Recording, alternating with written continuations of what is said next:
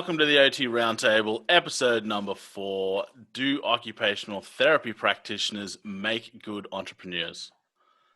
Welcome to the OT Roundtable, a podcast where we discuss a wide range of topics related to the field of occupational therapy. We are here to shed light on things that are happening within the profession and bring awareness to these topics through raw and honest conversations. So let's meet our roundtable. Firstly, I'm Brock. I'm from the Occupied podcast. And joining me in this conversation today, I've got Michelle from Incorporate Mindfulness. How's it going, Michelle? Good. How are you, Brock? I am fantastic. I've also got Sarah Putt here from OT for Life. How are you, Sarah? I'm doing well. I am super excited to jump into today's topic. It's very much right up your alley, which is cool. Oh, yeah. And our guest panelists today, we've got Tomiko facing all the way from, where are you at? Where are you at the moment, Tomiko? Where are you living? I live in North Carolina. North Carolina. So Tomiko is the host of the Therapy Entrepreneurs and Leadership of Therapy Entrepreneurs and Leaders of Color podcast. The owner of Facing Consulting, a business coaching and consulting for therapy entrepreneurs. The author of 3 books on the topic, which is amazing, and also has her own therapy business has been running for about 17 years. That's a fairly incredible resume that you've got going on there. Oh, thank you. So let's dive right into it. Straight off the bat, I'll throw this out to anyone who's open for it. What about being OT practitioners makes us either good or bad entrepreneurs? I think OTs are innately passionate about helping people. And I think that helps make us good entrepreneurs. I think where we lack is business skill set and really having a good understanding, particularly of finances.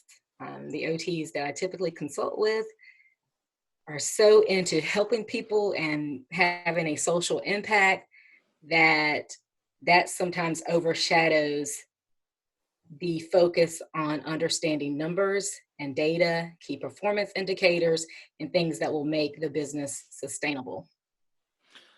Do you think that's something that we should be taught in school, like when we're at sort of OT school in various countries, whatever form that takes? Or is that something that the people that are good at it just sort of have previous life experience before OT school that sort of gets them that skill set? Or where do you think, where are the people that are good at it, where do they get that from, maybe, in your experience? I think it has been a lot of sink or swim. They're just trying to figure it out as they go. I think it would be great if it was part of OT curriculums. Entrepreneurship is not necessarily for everyone, so not all OTs will want to go that in depth, but to at least have it as an elective or continuing education or support, after you graduate from OT school, should you choose to pursue entrepreneurship. I think we're limited in resources and support in those areas. Now, Sarah, I know you've got your own private practice. Is this where did is that something you relate to? Where did you get your skill set to be able to sort of the business side of diving into that world? Everything that Tomiko said, I was like, yep, that's exactly it. Like the passion was there and I was ready to do it, but the business side was the side that was completely lacking and was something that I think I still deal a lot with in trying to overcome and learn and figure out. Because as entrepreneurs, we are always being faced with new challenges or looking to grow, looking to kind of move into new and different directions. So the business side was not something that I had any experience in, barely any knowledge about. And I do think right when I started, that was one of the biggest limiting factors because I really didn't know what to do and had to kind of reach out to resources and other entrepreneurs in the space and just be like, what do I do? Because didn't get it in school, but also kind of touching on that point, even if it was an option in school, I don't know if I would have taken it, because when I was in school, I never thought that I'd be an entrepreneur. But I do wish that there was a little bit more of that discussion in school, because a lot of times when I get students, they come out and they have these great ideas, and I'm like, you can do it. You can definitely do it. If you're passionate about it, you can do it, but they don't believe it. So, yeah, the business side, it is, you can learn it, but I would say most of us don't have that, at least when we are first starting our practices or products, whatever it is that we are developing. So I think like a few years ago, I don't know how many years ago, I don't want to age myself too much. A few years ago, I was considering going into and like starting my own business, my own OT practice, etc. And it kind of got to the, I guess, the point of no return. And the thing that stopped me was pure fear over mainly, I think, the finances. Is that a common thing, or am I just a weirdo? Or, I mean, I know I'm a weirdo, but am I a weirdo because of that? What would you say to me? I would say that that's very common that people don't understand finances. And I know we're talking about occupational therapy, but just in general, I highly recommend reading the book The E-Myth by Gerber, because he talks about how most entrepreneurs or people who start businesses are not necessarily entrepreneurs. They're just really good at their craft. And so they have this epiphany and they say, okay, so I'm good at baking pies. Why don't I open a restaurant? When there's really different skill sets that are required besides just knowing how to make a good pie to, run a restaurant.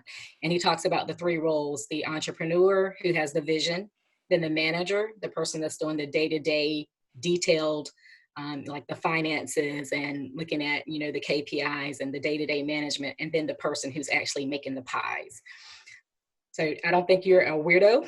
I don't think that it's uncommon to not understand the finances and the business skill set. Even with me starting my business 2 years out of OT school and now being in business for almost 17 years, there was a lot I did not know about finances when I switched over to billing insurance. So when I first started the business, I just contracted, and that's a fairly simple business structure. You get a contract with an agency, you invoice them, they pay you. You don't have all the overhead. You use their stuff. You, like, for example, you contract with a psych facility, you go into the facility and you invoice for your hours and they pay you. So it's pretty straightforward.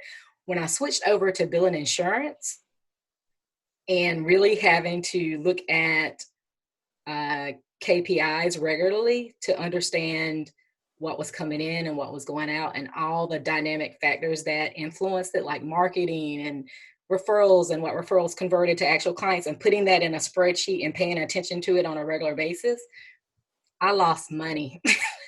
A lot of money, but I had the passion. Like Sarah said, I knew I still want to do this. And I feel like this is part of my vision, and that God was ordaining me to do certain things, but I did not understand how the dynamics of finances and marketing work together to make sure that the business was sustainable. And I even went into that victim mode of saying, you can't be successful billing insurance. There's no way you can do that. And I got on that soapbox with other people who said that, until I met someone who did it in 5 years and sold his business. And so what I understood is, like, there's things I did not know. There was business skill set that I need to learn. We're not incapable of learning it, but it's just that if you don't know, you just don't know what you don't know. And so, like Sarah said, reaching out to other people who've already done what you want to do that can help you and help you prevent making some of those mistakes is, I think, one of the keys to being successful, and pushing past that fear. You see someone who's already done what you want to do. I think it's really interesting, because what you just said right there was actually the opposite for me. So I chose not to go the insurance route. And I had people look at me and they're like, you're never going to make it if you don't take insurance. So when you said that, I was like, oh, wow. Like, we both had the same thing, but it was the reverse explanation there. So really, really interesting. I know, like, everyone's so far sort of really seems to put the passion for what you want to do as almost, I don't know if it's the number one priority, but it's a very important priority.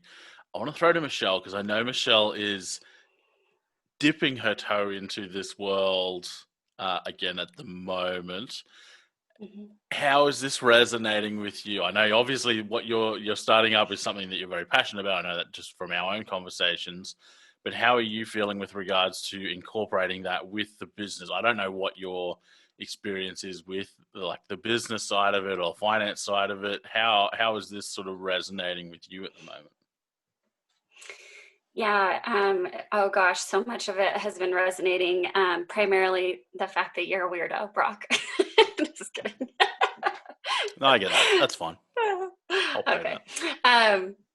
But I was just laughing also because you guys are all on mute, so you couldn't tell that if people are listening to this, it just sounds like crickets, like awkward. But anyway, yes, so much of it has resonated with me. And I was sitting here thinking as you guys were talking that, as an occupational therapist, if I had a client that was, say, struggling and they needed help, like organizing, starting their business or like prioritizing what they needed to do, although that may not be my skill set, I could learn how to help them and I would like dive all in, finding ways to help them be successful. But when it's on us, and it's on me and my business, suddenly I'm like, oh, I'm not capable of this. I don't know how to do this. I am just an occupational therapist. I don't understand business. But what we are really skilled at is that activity analysis and breaking things down into manageable steps. So it's interesting how I feel like I could do that for somebody else, but then when it comes to me, it could go back to that imposter syndrome that we talked about in previous episodes. But I think I get stuck. So yeah, maybe I need, yeah. So I don't know if that was common for you guys as well, when you guys started out too. But Yeah, I think that's why it's so important to surround yourself with people who can help you get unstuck, whether that's a coach or consultant or a mentor. Um, I think it's very easy to see what someone else needs, and then when it comes to you, it's hard to apply it. And so I like what you said about our skill set and how we can break things down, and maybe we have another person to come in and help us to remember that and bring that out. I think too, just even just having, like, I know for me, I've had a lot of different mastermind groups that I've been a part of, and maybe we're not starting the same thing. We're both not starting a private practice or a product or whatever it is, but it's with other people that are trying to do something that's outside of their comfort zone. And it's really that accountability that I have found to be immensely helpful. So it gives me an excuse, or it gives me a reason to be able to talk about and kind of verbalize what it is that I'm thinking about. And even if people might not know exactly like what to tell me to do next, but they can at least hear what I'm saying and be like, oh, you can consider this, or have you thought about that? And even just having that accountability each week or each month makes you take little steps closer to that goal. And yeah, like I totally agree. If I didn't have that support, I don't think that I'd even be remotely where I am today. how did you guys find that support, or these mastermind groups? And I know that's how you two have connected. I'm pointing to you at the bottom. You guys are at the bottom of my screen. But for other people that are looking to do that, how would you say is the best way to find support or find somebody who's going to help coach them along the process? I think now we're very blessed with the internet. And so there's lots of social media groups. You know, when I started back in 2003, that was not the case. But I looked in the professional publications, and I found a consultant and I saw what the consultant did. That was important to me. I wanted someone who had experience in doing what I wanted to do. And I found someone, and I paid two different, one was a coach and one was a consultant, fairly early on. And I didn't even use them a lot. It was just that initial consultation to helped me, push past some blocks with the learning curve. But I highly recommend the social media. I meet so many people on LinkedIn. This is how I met Sarah, not LinkedIn, but just on social media platforms and dialogue. And, people are talking about their pain points, and you can connect with people who are like-minded. But I'm also a big fan of investing, like financially investing and understanding the return on that investment. I'm not into saying like, I can't afford it. If it's part of my purpose, and I know that it's going to bring value and there's going to be a return on it, then I'm willing to put up the money. And I've even borrowed money in order to be able to get that knowledge and learn from others. So one of the things that's always concerned me with regards to moving into this space and following your passion and all of that kind of stuff is the old adage that when you take something that you're really passionate about and you turn it into a business, all of a sudden it then changes the meaning that it has for you. So it might be something, like for instance, I'm really passionate about working with people who are having issues navigating, their own mental health, that kind of stuff.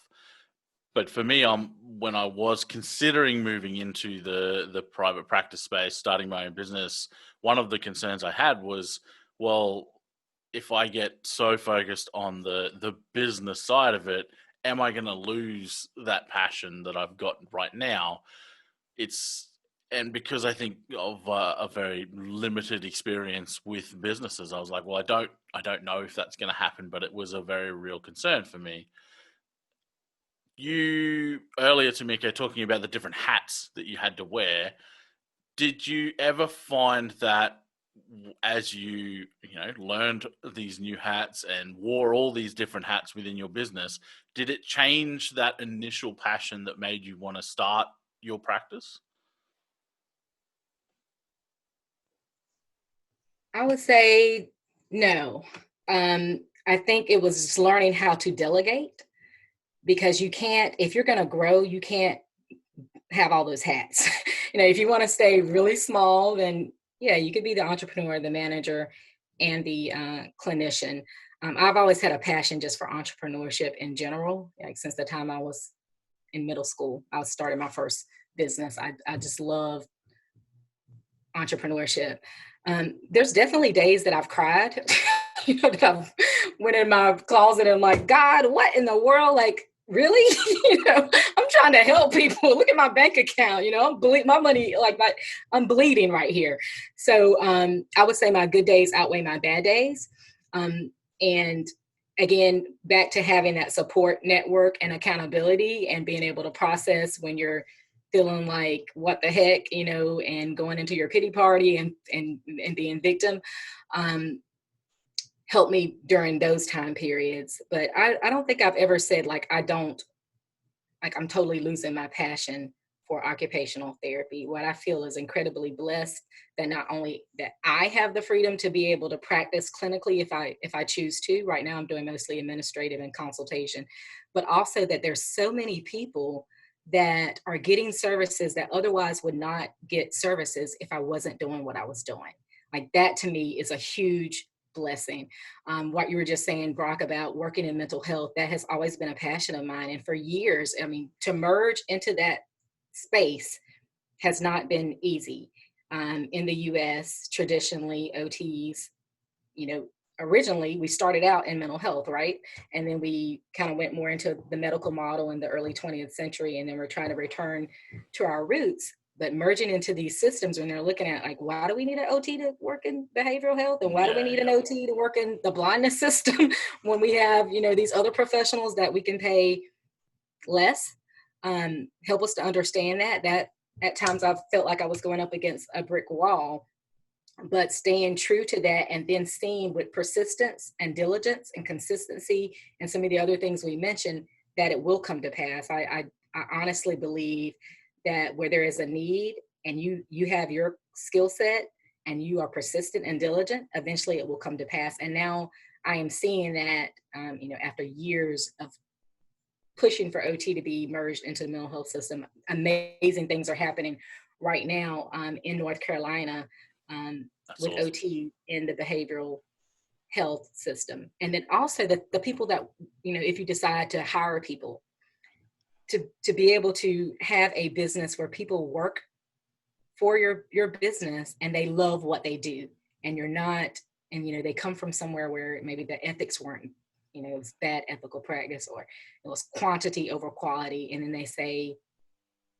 we love we love what we do. They're motivated, even if they're not making the same salary that they would make at this large corporation. I'm not giving the $10,000 sign-on bonuses.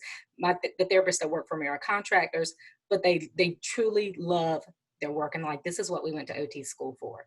This is what it's really about. So that actually inspires me to want to do more. My my mindset is I want to make my employees the best that they possibly can be, so they could go anywhere that they want to, but they want to choose to be with me because it's a good space, and because of the mentorship, and because of everything that I can offer as a small company. Because yeah, exactly what you said, like, I don't have the big sign-on bonuses, I don't have all the fancy bells and whistles, but like, I really put the time and effort into my employees and want to make sure that I'm giving the best for them. And also, if they want to go into private practice or go into entrepreneurship, I'm here. I'm a huge support. I wanted to go back and touch on that passion piece a little bit, because I think that the passion for what it is that you're doing as an entrepreneur has to be there to push you through all the difficult situations that you have to go through. And Tamika, when you said that you have spent days crying, I'm like, yep, that's totally me right there too. And we have to have that passion for what it is that we're doing. I think a lot of people might go in having the passion for money, or having the passion for being successful, whatever they term that as. But if the passion isn't in what it is that you're actually providing for the clients, for whoever it is that you're helping, then if the passion is only about money, it's going to be really hard to push through, especially the first couple years where, I mean, the money may or may not be there. Usually it's not there quite yet. And I think so many people kind of come in with that, like, that wrong lens of what it is that they are passionate about, and what's the reason that they are doing what they're doing. But then also, as professionals, we're so good at investing in ourselves for our clinical skills of like taking a CEU and doing this to help our patients, to help our clients. But what I see a lot of entrepreneurs, or maybe kind of budding entrepreneurs, they struggle in investing in themselves for outside clinical OT skills. And they don't think that, like, going to, say, a social media conference or maybe a podcasting conference, I've gone to a bunch of those, they don't see that as, well, what is this going to bring to the table? How is this going to help me? And I'm like, there are so many skills that you need outside of your clinical skills to be a successful and a good entrepreneur. And I feel like I'm always trying to, like, battle with, help people through that battle of like, no, you got to invest in yourself. And you can learn all these new skills. Yes, it might not be how to transfer patients or how to do this clinically, but you're learning all these other skills that are necessary for entrepreneurship.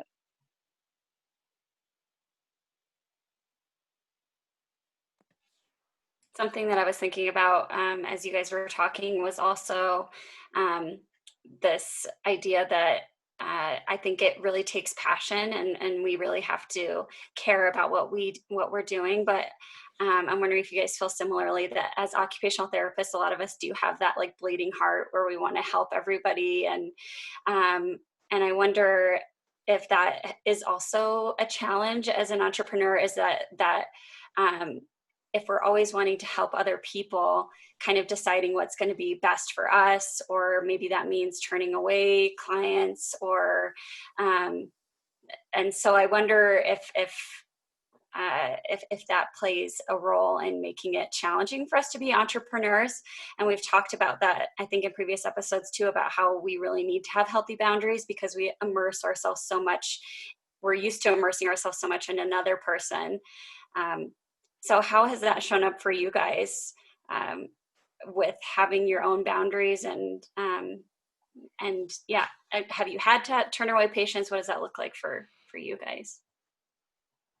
Tamika's got a good system. She got a sign on the door so she's not disturbed. Yeah, I So do. true. She did have healthy boundaries at the. That's right. Creating healthy boundaries in the home office. I like it.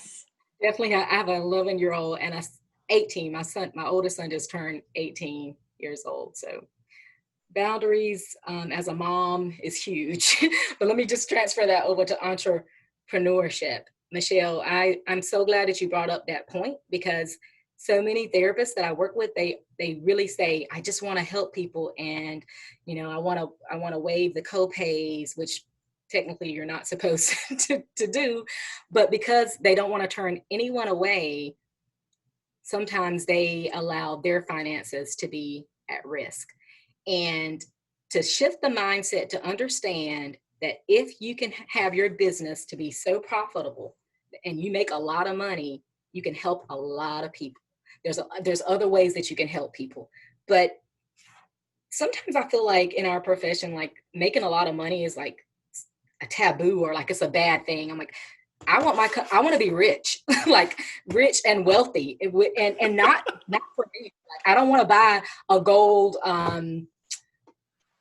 I don't know. I don't want a bunch of gold chains and gold furniture.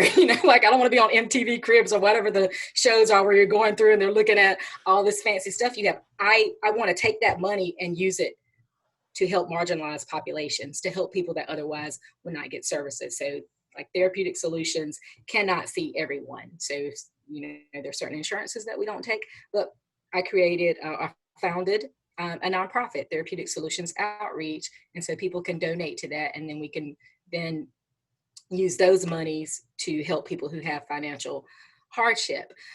But understanding first, it's sort of like that thing, like put your mask on first when you're on the airplanes, and they say, put your mask on first. You can't help your kids if you don't help yourself. And of course, as a nurturer, you're probably like, oh no, look at my kid. I need to help my kid. But you have to understand, if you don't help yourself, you're not going to be able to help the child. And I think the same with business. If you don't make sure that your business is financially sustainable, you're not going to truly be able to help some of those people who can't afford things. And that is a huge that is a huge shift in mindset, to really value wealth and building wealth in order to then be able to help more people. And I assume that's where some of that coaching and mentorship can really sort of come into its own and help you with that mindset change. Did you have experience similar, Sarah? Like, did you have to go through that sort of mindset change from purely practitioner to, business operator, and then to how am I actually going to help the most people with this business sort of mindset? Because even to me, listening to you guys explain that, there seems to be a shift, but like a difference between just owning your little, like I think Tamika said it before, if you want to stay small, you can wear all those hats. And there seems to be that sort of shift, like, yes, I own a business. And then there's this other shift of, I want this business to help as many people as possible. How can I make it work for itself rather than me doing it? Or how can I make the business work in order to do that? Have you been through that, Sarah, or are you going through that, or where are you in that sort of process that it seems to be? Oh, I've been in it, and I think there's probably still some bits and pieces that I'm working through even now. My business has been in operation for 5 years, maybe a little bit longer than that. And it definitely is a process. And it starts with that passion that we talked about earlier.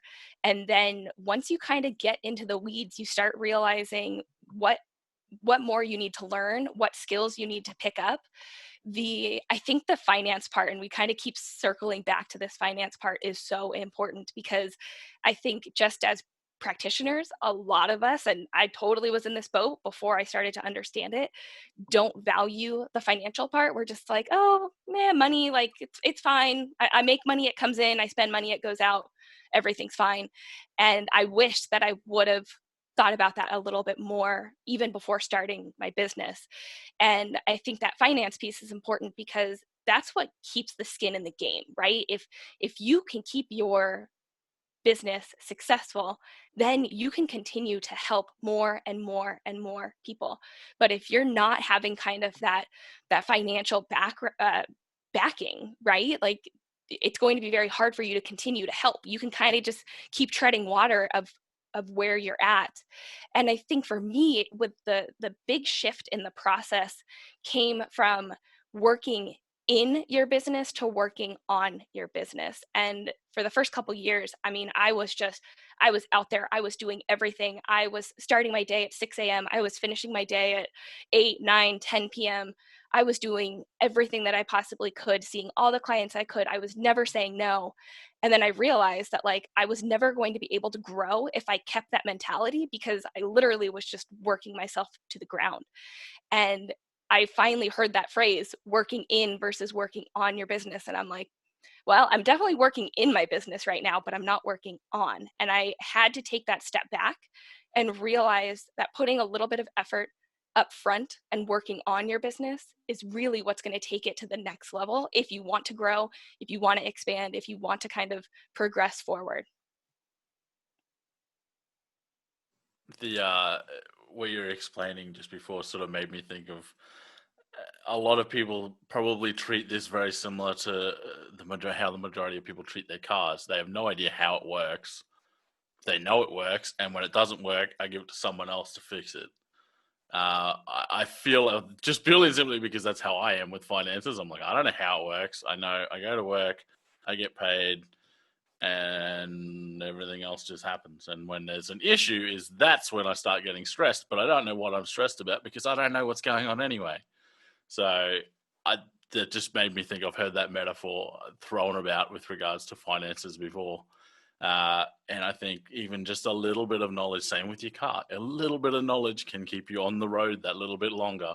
And I feel like it's probably the same with finance. Even just a little bit of knowledge is going to keep you engaged and, I guess, financially healthier for just that little bit longer. And then, with that little bit of knowledge, you'll gain a little bit more and then a little bit more, same as everything.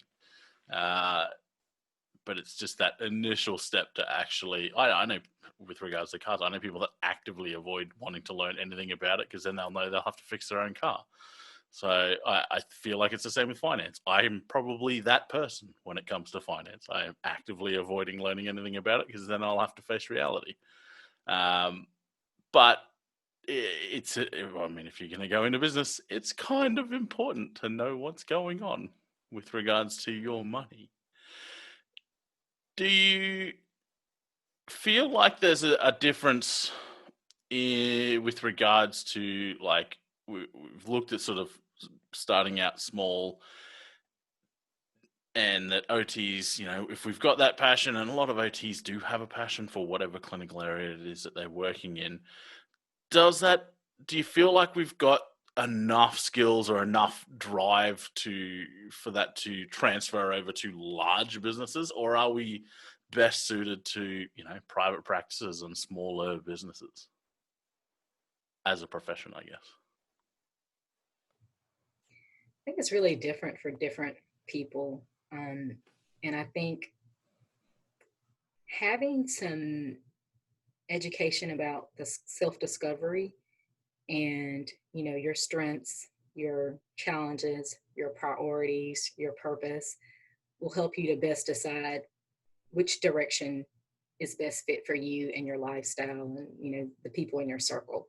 So for some OTs, I would say yes, maybe you do stay as a solopreneur and that works best for you and you wear all the hats. And then for others, you grow a large enterprise. But I do think that having opportunities within academia for self-discovery would help people to know which direction may be the better yep. fit. I don't think I teach entrepreneurship in some programs, and it's interesting. I had a conversation with another person who also teaches, and she says, I get the worst reviews, whenever I teach, at the end of this course, I get the worst reviews because students are saying, Why are we learning about this? We're going to school to become OTs. We don't want to be entrepreneurs. But she said, inevitably, after they graduate, there's a percentage of them that will come back and say, I'm so glad that we had this as part of our curriculum. I decided I do want to go into business. So if everyone had that opportunity for exploration, then those who choose to go more in depth can do so, and those who prefer not to, cannot. Brock, I want to hear what you have to say, because you're also in academia, and I'm sure that you are sharing things with your students that you know are so important that they need to know, they need to hear it, they need to learn it right now. And you maybe you get like these blank stares, or this like, why do I need, like, they don't understand the importance of it. What is occupation? Everything. No, I mean, I completely agree. Like, it's something that I've thought about for a little while, mainly due to I've got a number of friends that are in that space, and some even do consulting for people with regards to starting businesses. And I've heard that advice around the learning about finances and the business side of it from multiple people. Sarah. But it's something that I haven't heard of a lot of, over here anyway in Australia. I haven't heard of a lot of university courses including it. I think I've heard of one that included, I think it was an elective module as part of a subject where the students could choose to do it. And I don't have a lot of details about what they were taught. I just know that there was some kind of module around entrepreneurship. But that's probably the only course that I've actually heard of even touching on it. It's something that I don't feel we do a lot of in the course that I teach in. It's something that sort of gets touched on as, here's an option you may want to go into, but we don't really do anything. But it's definitely something I'd be keen to. I can definitely see what Tamika was saying about them with her friend not sort of seeing the value in it at that point in time, but then maybe realizing after the fact that, oh, wait a minute, this is actually kind of important, because I see that a lot with all kinds of topics. I think one of the difficulties with regards to that in an OT course is a lot of the students don't really know what OT is when they first get into it. So or they have such a narrow view of it. It might be just, something they've seen or they've experienced, like OTs work in hospitals. Okay, cool. There's a ton of stuff we do aside from hospitals. But that's their view of OT. So to them, starting your own business and running your own practice and doing something that's, something maybe that's never been done before within OT in a private setting is almost too mind-blowing or too out there to comprehend at that point in their study. Whereas, once we're out and we've actually seen it, or if they actually get the opportunity to have someone come in like yourself and educate them around that, then all of a sudden it's like, oh, wait a minute, this is that thing that she was talking about when we had that class that I was kind of half tuned in for because I wasn't sure if it was going to be valuable. Now I get what she was talking about. I mean, I understand that sort of process just from my own study, because there was half of the things I didn't really know why we were learning them until, I went on placement, and then I went, oh, that's why we learn those things. Why do we learn about models? I don't get it. That doesn't make any sense. Oh, wait a minute. Here's how I can use that stuff. So I think that's a very common process for learning. And I wonder whether, obviously giving them some exposure in the latter part of their course might be very valuable, but I wonder whether there's some other way that it might be structured just from an educational point of view to kind of be seeded throughout the course rather than just sort of in a block at the end. Mainly because, we all know that how we learn is we take this new bit of information and we attach it to something we already know. And if what we're trying to teach them is something so out there that they've never even considered it, then that makes it a little bit harder for them to actually take that in and learn it. Whereas if it's something that we've built on, throughout the course, whether it's a 2-year master's or a 3-year or 4-year undergrad, whatever it is, depending on your country, it might help seed a generation of OTs that has a better understanding of the sheer possibilities of this profession. Because I really see that the established positions that we have, your traditional OT positions, I really see them being very limiting on the profession itself, on terms of where the profession is going to grow and where we're going to go. And even on my own podcast on Occupied, some of the people that I've talked with on that podcast that have the most exciting, to me, like occupation-based practices are ones that have taken the plunge, followed their passion, turned it into a business, and are doing something that is so not the traditional OT space. They're not on a rehab ward giving out wheelchairs or whatever it is that people imagine that we do in that traditional space. They're the people that I see as shaping the next generation, or shaping where the profession's going and what we can actually do with it. Michelle, I can see you're like chomping at the bit to say something. Oh, no, no, I'm not. I'm listening. I'm actively listening. I am curious so I never took a finance class, or never even had the option in high school, or certainly, I mean, I could have in college, I guess, but if I was heading towards a business major. But even in my undergraduate, which was in health promotion and education, which had like a big program development emphasis for health programs, we never had any sort of finance training. And I don't know, Brock, I'm not as familiar with your guys' education system, if that is a common core. No. Yeah. No. So I think that's so interesting, just as a life skill, that not one of us had that as a basic class. I got taught Okay. how to sew a pair of pants, and I still don't know anything about interest in investing or money or anything. I'm like, in terms of life You learned skills, how to I sew think, pants? mate, I am a keen sewer. Well, not keen, but I'm Man, good at it. my home economics did not really teach me nearly as much. Yeah. So I I wished feel like I'd that learnt could, some of that stuff earlier.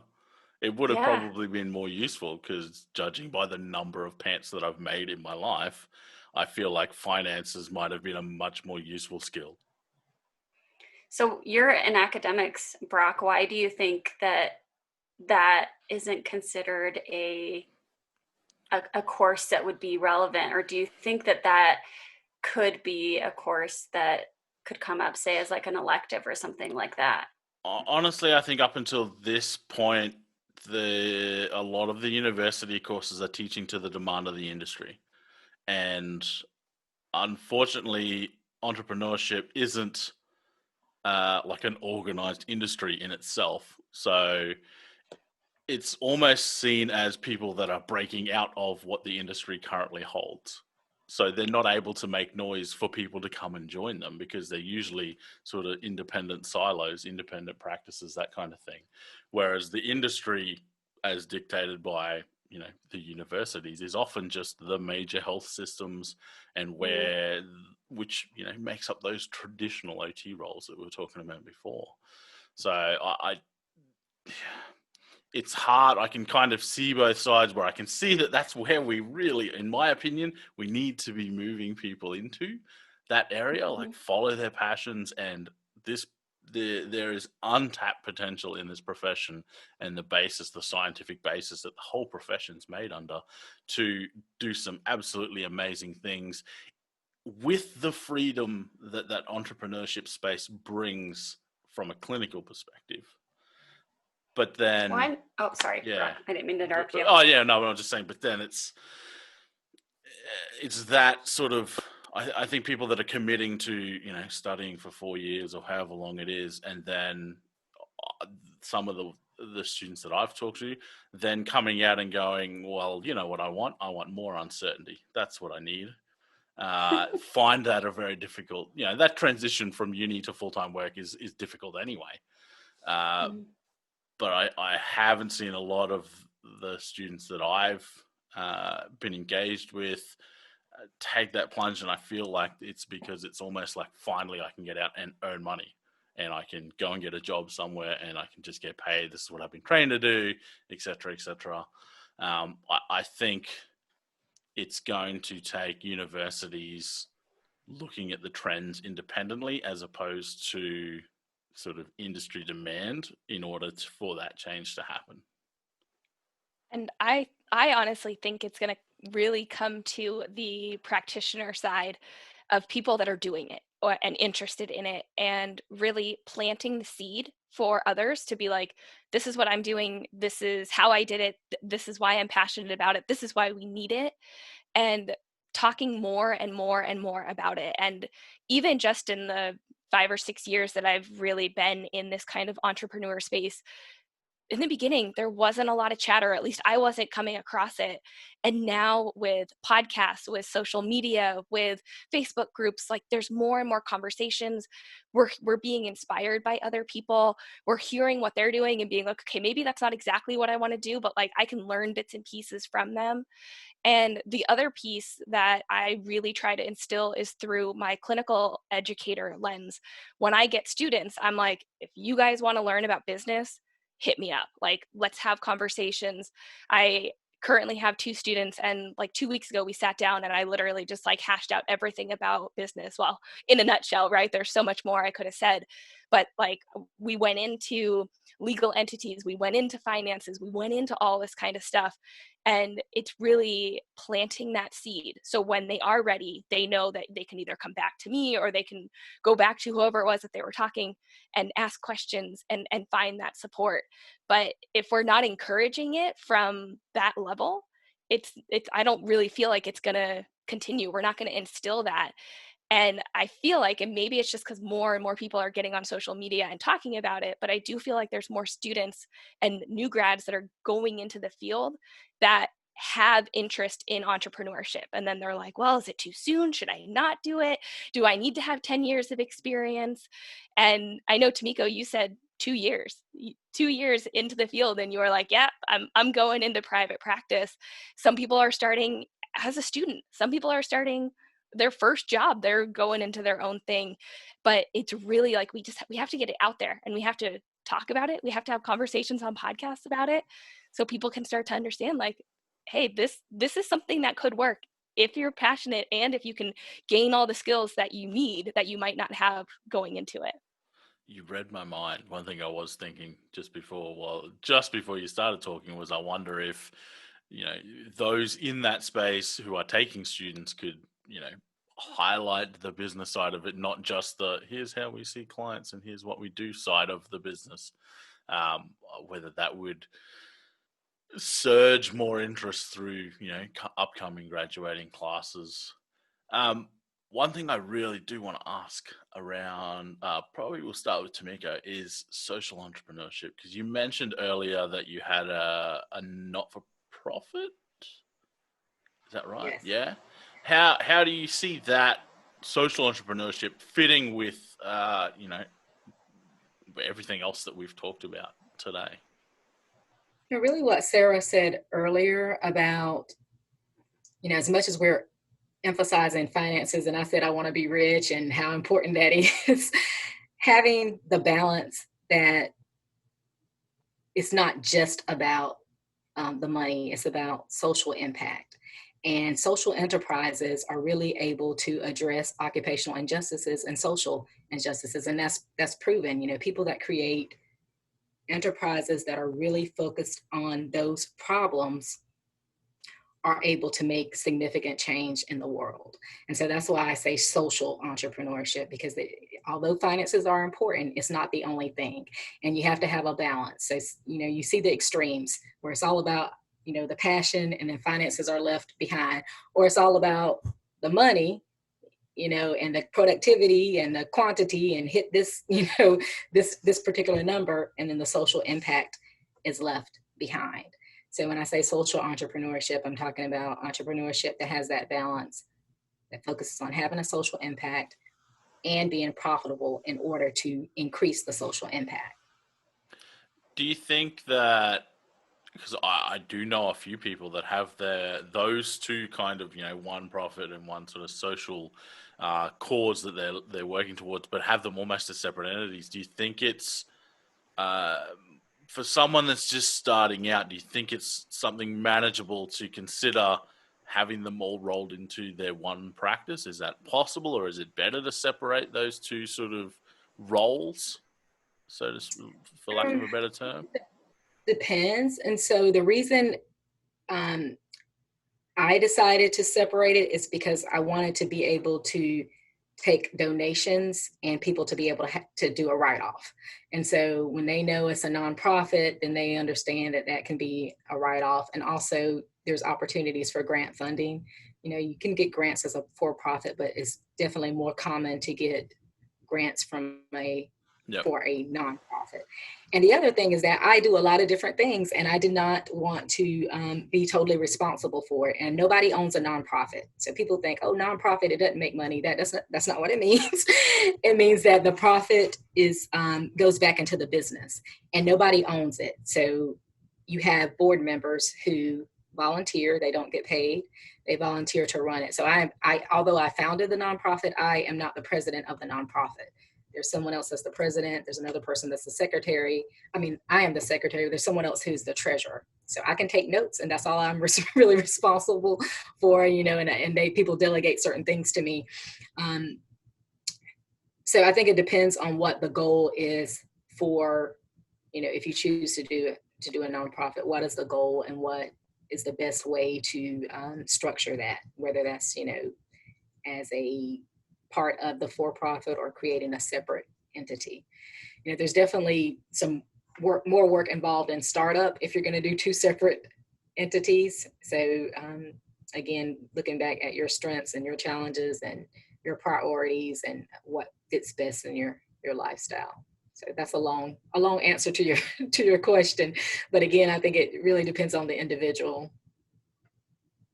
Yeah, I feel like I guess that was probably one of the things I was worried about when I was talking about earlier with regards to my passion changing if I turned it into a business, because I think my initial idea around starting this business was going to be this big social, like I wanted to do mental health care, but I wanted to do it differently or do it better than anyone else was doing. And I feel like what I was probably thinking around at the time was probably more of a social entrepreneurship than a business thing, when maybe I should have been trying to set up the business side of it first, so that which would then have enabled me to do it, the social aspect of it. Am I on the right track if I misconstrued? That makes complete sense. I'm not going to say you're a weirdo like Michelle said earlier. No, that's okay. You can if you want to. I don't mind. I got broad shoulders. I can copy. No, I get what you're saying. Yeah, if you set it up in order for it to have that social impact, but it does have to be set up the right way in order to accomplish that goal.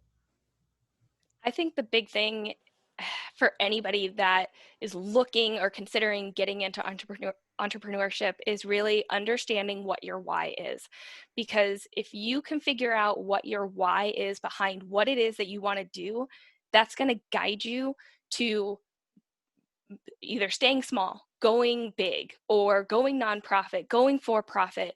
You have to understand the why, and then base any decision that you make for your company, for your practice, on that why, and really have that firm grounding, because being an entrepreneur is not an easy path. But if you can stick true to like your mission, your values, and your why, that's going to guide you where you need to go. And that's pretty much what I was taking away, Tamiko, from what you were just saying with like the nonprofit. You knew that you wanted to be able to get grants and take donations.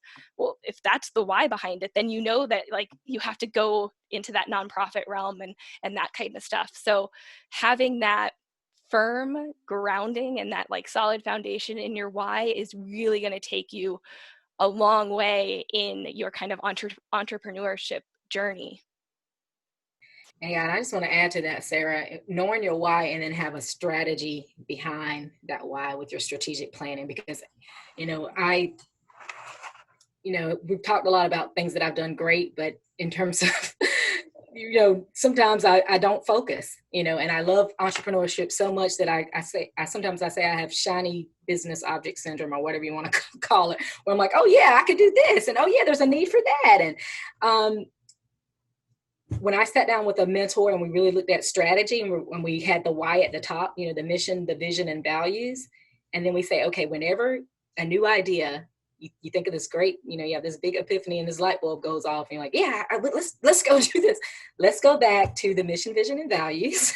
Let's look at your strategic plan and let's see if it fits.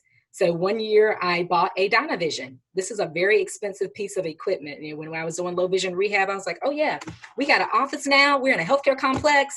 Let's get a Dynavision. And I just did it. And I had I don't remember how many people use that Dynavision, but not very many. It was huge financial investment. And had I had sat down and looked at the mission, vision, and values, and looked at the strategic plan, and looked at the money, and really looked at data in terms of how many people do we need to get in here, and let's look at the market, and I didn't do that. So you have your why, which I had, but then having your strategy. And always when you're doing your decision making, going back to your strategy and that why. Wise words, and that's probably a good reason why I didn't start a business, because I'm quite impulsive with very similar things to that. I'm like, oh, this seems like a great idea. Yeah, that makes me feel a little bit better about not starting a private practice, if that's possible. I'm my own worst enemy when it comes to that. I think we might start wrapping up from there. One thing I would like to ask anyone who would like to contribute is someone who is just about to start or just starting moving into this entrepreneurship space. What would be the one piece of advice that you feel would be the most important for them to know as they begin this exciting new journey into everything, business, OT, everything? Gosh, there's so many pieces of advice, but I do want to say it's okay to make mistakes. And so when you're saying, I'm impulsive, I am too, and I made mistakes. And then I look at the mistake and I say, okay, what did I learn from this? And how would I do this differently the next time? I've made a lot of money and I've lost a lot of money, but each time I go back to the why, as Sarah said earlier, I problem solve and I go back and I pick myself back up off the floor. So, okay, we're going to do this again. So you will make mistakes. It's part of life. It's what do you learn from those mistakes?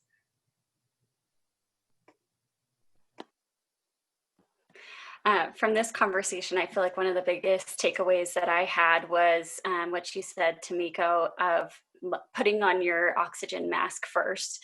That kind of analogy that in order to help more people, we really have to have healthy boundaries around money and who we can serve, so that we can help more people instead of just kind of that bleeding heart mentality of give, and then the business doesn't take off. So that it's okay to have priorities and to have those healthy boundaries. So I think that was really helpful for me. So I really appreciated that. I think again, there's so many things I could say here, but I think the biggest piece of advice that I could say right now would be to believe in yourself. I think as a profession, a lot of times we tend to have imposter syndrome, like we've talked about before. We tend to not value what we bring to the table as much as we should.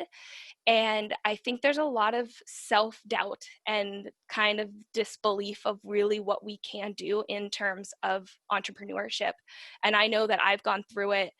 And yes, we're not going to know everything. And we are going to learn as we go. And we're going to make mistakes. And those mistakes are the most important thing to happen.